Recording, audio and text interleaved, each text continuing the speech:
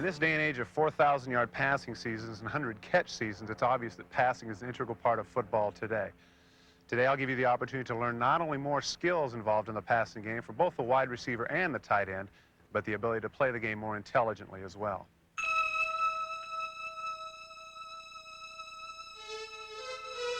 This is not my idea, but as the old football adage goes, you have to crawl before you can walk. Hence, one of the basic parts of being a receiver, both a wide receiver and a tight end, is the stance. And there are some differences.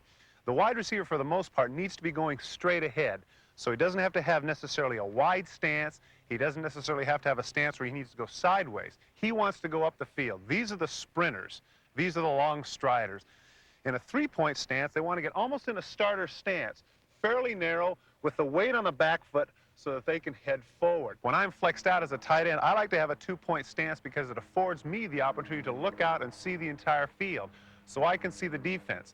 And, of course, if the defense comes up in a push or an attack position where he's right in front of me, it also affords me the opportunity to stand up and move quicker than I can in the three-point stance.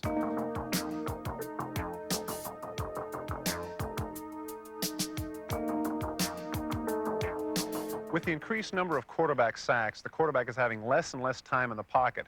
Hence the necessity for both wide receivers and tight ends to get off the ball quickly and get into their pass routes. The first of the four basic releases is called the inside move, utilizing the outside arm of the inside arm of the defender. When you come up the field like this, it's a power move utilized on the defender, hence to keep him on your outside shoulder. This is of most benefit to the routes that are run on the inside of the field, like the in, the hook, or the post.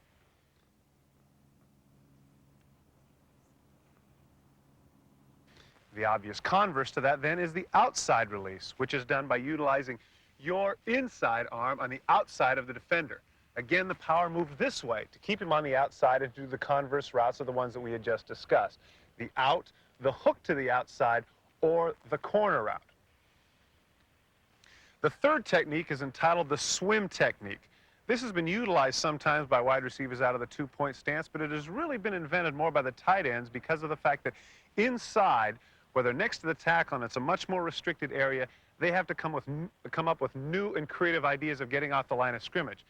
This is done both outside and inside by utilizing the outside arm on the shoulder pad of the defender. And then as you're cutting upfield, bringing the right arm almost over in a butterfly move to get inside and get up the field, hence the reason for the word swim technique.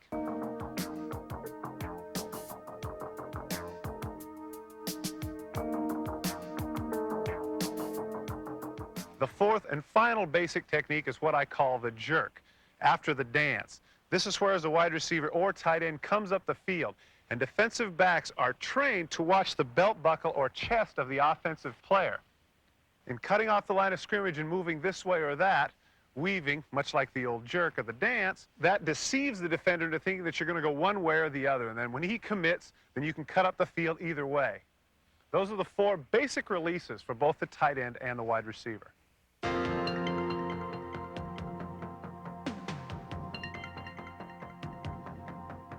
In today's sophisticated passing game, there are numerous pass routes. There are different numbers, there are different names, but they're all pretty much the same pass routes.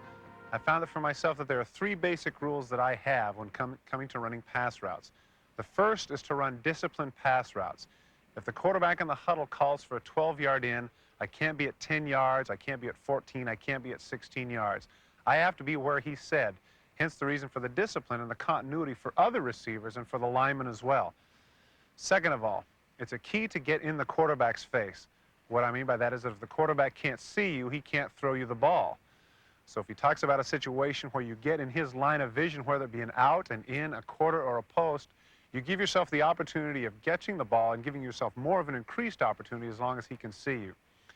Third, plays do not always go as they're designed. Both the quarterback and especially the receiver have to have the ability to be spontaneous and be impromptu and create something out of the madness that is happening with different defenses and the quarterback getting the possibility of being sacked. We could go into an incredibly in-depth analysis as to how to catch the football, but the fact is that in my case, I only have two basic rules for catching the football. First, do whatever it takes to come up with a football, and second, concentration. When the ball is thrown, nothing else exists, and it is yours. Let me give you an example of what I'm trying to talk about. The quarterback is going to throw me 4 different passes, and I'm going to come up with the ball 4 different ways. First, throw up here to the left, my shoulder. This is how you're taught a lot of times the basics. Your hands extended, catching the ball with your thumbs together and bringing it into your chest. Terrific, and that looks great. But watch what happens when he throws it down in my stomach, and I'm inside the middle of the field with 2 defenders on each side here. I trap the ball. It looks like I catch it in my chest, something they tell you not to do. But the fact of the matter is that if I extend perfectly and catch the ball with linebackers on each side, he hits me with one arm, and all it takes is that much for the ball to drop, and it's an incompletion. The fact is I don't care what it looks like. I want to come up with a football. Throw it down on my knees. Okay, again, I have to come out, catch the ball, trap it against the tops of my thighs. That doesn't look too terribly artistic, but all the quarterback cares about is that's going to increase his completion percentage. One more time out to the side this way. Okay, it comes in here. There might have been a little facetious here. I didn't necessarily need to do that, but what happens a lot of times is the ball is thrown, the ball can go every which direction. If you're intent on catching it this way or you have to catch it this way, then you're not going to come up with the ball if the ball changes and all of a sudden you go from 2 to 1 hand. You need to come up with it that way. The second point that I've been talking about is concentration. For you young people, I see that might seem like an abstract thing, but all we're talking about here is that once the ball is in the air, it's yours. The ability to focus in on one particular object. I'm going to have a defensive back help me here to give you an example of what I'm talking about. As the quarterback throws the ball, he's going to get in the way of it, but he's not going to touch it. It's going to be up to me to concentrate on the football and be able to come up with it as he tries to distract me. Go ahead. Okay. There's a certain period of time there where I can't see the ball, but I have to be focused in to the point where as I see linemen or I see linebackers or I see anything that can get in the way of the football, I have to have the concentration on that football to be able to come up with it. Okay? And as I said, you'll notice the different ways I'm catching the football, whatever it takes.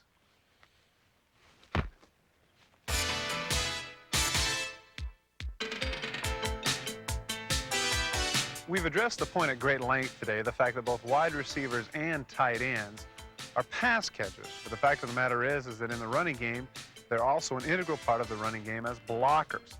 The wide receiver, for instance, if he becomes very successful at running his pass routes, can actually run dummy routes and bring 1 or 2 people out of the play, but not even touching anybody. The tight end, on the other hand, on the inside, actually has to be an integral part of the passing game because he is the strong side. He creates the strong side by being 3 on the line and 2 on the other, and as a result, has to be an integral part of the running game.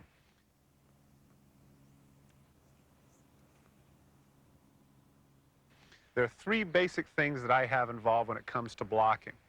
There is technique, there's position, and it's what my coach used to call WANA. Now, we can sit here when we talk about technique. For the wide receiver, a lot of times in his 2-point stance, the only thing he wants to do if it's a running play to his side is he wants to get in the face of the defensive back.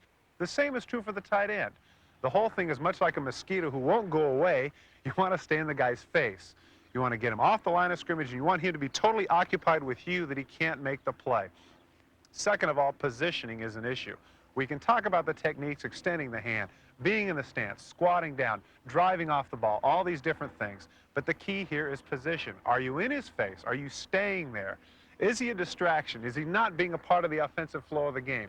If you can say yes, then you're an effective blocker, no matter how good you look, how much you bench press, or how much you squat.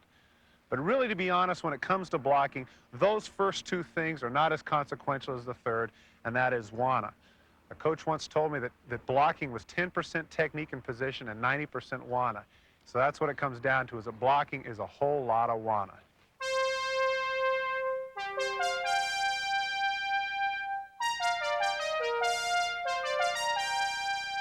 When I was growing up, one of the players that I enjoyed watching was Baltimore Colts' Raymond Berry. He wrote a book on how to catch the football. And while there are a myriad of drills that you can utilize, I found that there was one that has been of most benefit to me. With the help of Mike Cedroth, I'd like to show you that drill right now. What it is that I'll stand approximately 7 yards away from the quarterback, and as he throws me the ball, I'll try to catch the ball in one hand and bring it into my body. The reason I find that this drill is most beneficial is because I cannot utilize the momentum that is normally utilized in the course of pass routes. Hence, I have to not only cushion the ball, but bring it into my body at angles that are not normal outside the field of play. This not only necessitates the ability to coordinate your hand and eye coordination, but it also benefits you in softening your hands and giving you much better concentration as well. The best safety tip that I could give to young receivers would be to keep your head up at all times. Not only will that give you the opportunity to avoid injury, but also gives you a much better view of the field to see the defenses and what they're doing to you. Hence the reason for not only keeping your eyes open, or as the coaches often say, your head on a swivel, but to give you the opportunity to see the field and avoid unnecessary